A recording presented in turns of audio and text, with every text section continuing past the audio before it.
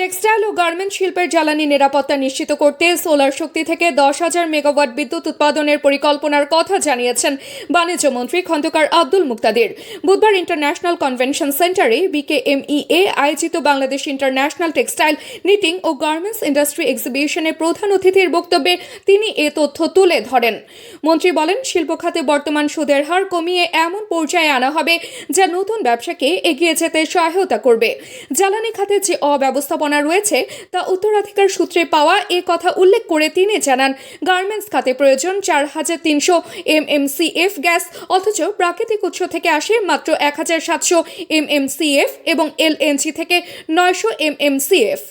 মধ্যপ্রাচ্যে সাম্প্রতিক অস্থিরতাকে কেন্দ্র করে বৈশ্বিক অর্থনীতি ও বাণিজ্যে প্রভাব ফেলার সম্ভাবনা রয়েছে এবং সারা বিশ্ব যেহেতু এই সম্ভাব্য প্রভাবের আওতাধীন, বাংলাদেশ তো নিশ্চয়ই তার ব্যতিক্রম নয়।